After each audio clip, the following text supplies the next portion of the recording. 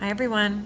We're going to go through your first assignment today, and that is listed, of course, in our week at a glance. So we had Monday to get comfortable with the Brightspace class. Tuesday is our live lesson, which we've already been through, and now we're working on representing your reality, which is our first assignment due on Thursday. So in order to access this assignment, we're going to click on Assignments, and we're going to scroll down past the exit cards to Representing Your Reality.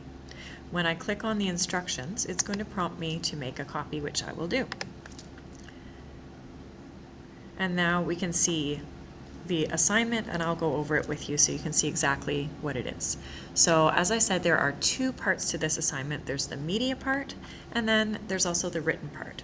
So in this challenge, you will be applying what you have learned about our first key concept, which is media constructs reality. You're going to go out into the world and you're going to capture a simple experience using at least two different types of media. So it could be words, images, video, or sound, and you're going to choose two of them. You are going to create a realistic representation of the experience each time. So you can create a photo collage making a meal, you can record a video of that meal, or you could record sounds making that meal, or you could even make a word collage of all the different words associated with that experience. So with each medium, you are going to represent a different version of the experience. Here are some sample experiences to sort of get your mind moving.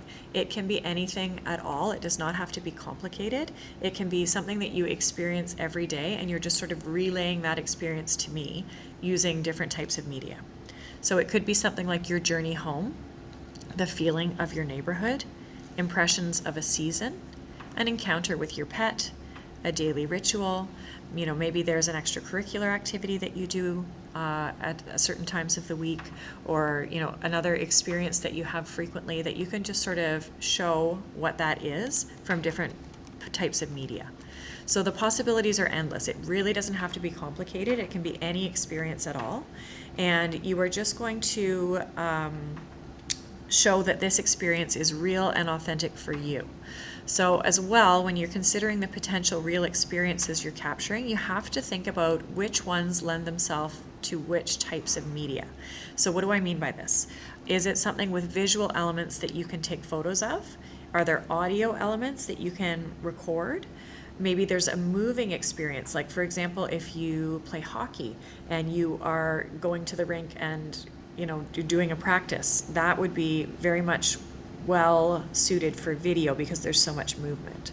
Or maybe it's more of a still experience where photography would better suit that type of experience. So you're just going to think about your experience and think about which types of media are best to represent that. So which medium will you use?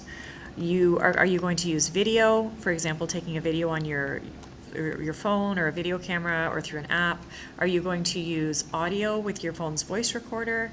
Are you going to have images where you're taking pictures or even drawing those images? It's completely up to you. So basically you're going to choose two of them. You're going to share that with me with a digital file or a link to an online file.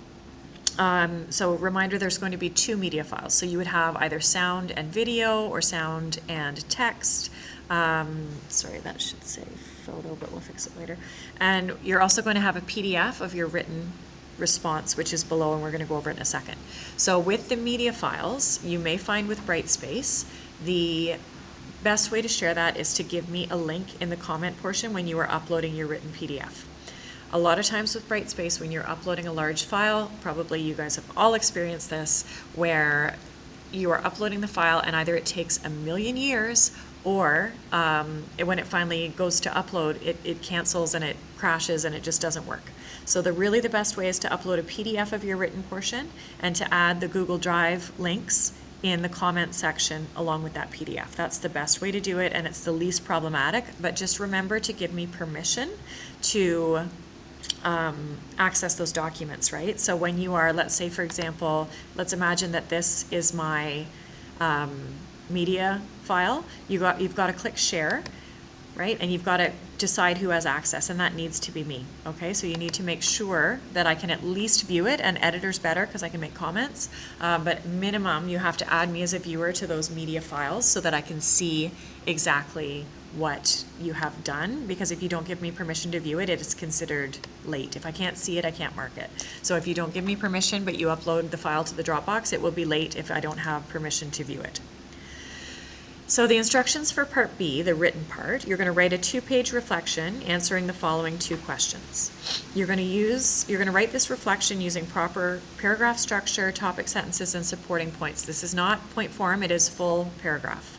You are going to answer, how do each of these representations use the codes and conventions of its medium to create the illusion that it is realistic? In other words, how does each representation construct reality? And you're going to use at least 4 of the following terms in your explanation. Representation, whoops, jumping all over the place here. Representation, codes, conventions, camera angles, lighting, composition, ambient sound, and frame. You're going to choose any 4 of those that you feel would be best for your particular media, and you're going to include those terms, using them properly, in your explanation. And the second question, which of the 3 media experiences, we were doing 2, sorry, I don't know why that says 3. Which of the 2 media experiences do you think best captures your lived experience and why? So let's say that you chose sound and you chose video. Perhaps you might decide that for a particular experience, the sound is really closer to what you actually experienced, or you might decide that the video is closer to what you actually experienced, and you're going to explain why. And depending on what your experience was, there might be different reasons for that. We are having work periods September 23rd, 24th, and 25th, and it is due September 25th. So ideally, you'll have it handed in on the 25th, which is this Thursday. If you miss it, don't panic. Friday's a PA day, and you can still hand it in until Monday. But on Monday, September 30th, the Dropbox will close, and it will no longer be accepted. So just make sure that you absolutely get it in by that ultimate due date, because you don't want to get a 0 on your first assignment. So the big question, right, how am I marking it? So you need to aim for a high degree of effectiveness for the following things. That would be a level 4, which I'm sure everybody's shooting for. So you're going to demonstrate understanding of the key terms by using at least 4 of them effectively and accurately. So you're using them correctly. So if I can count all 4 of those, you are going to get a level 4 mark as long as you are using them correctly. Next, you are going to include in your thinking, you're going to have analyses with appropriate examples given. Codes and conventions of media are applied effectively and appropriately for 2 kinds of media text. So that one, that's where I'm marking how you have analyzed your 2 kinds of media, the sort of comments that you have given about the 2 types of media that you chose. For communication, you just have to have your information and your ideas very clear and concise with a high degree of effectiveness in the written portion. Application, this is just the media that I'm marking. So each media form is appropriate for the selected experience and activity with a high degree of effectiveness. So for example, if you are doing a very visual thing but you don't have any visual elements, you might get marked down on the application in that situation, right? So you want to choose very appropriate media to represent the experience that you are having. So let's say you get all of this done. You have your 2 media files that you've uploaded to Google Drive. You have your written portion where you've answered the 2 questions effectively.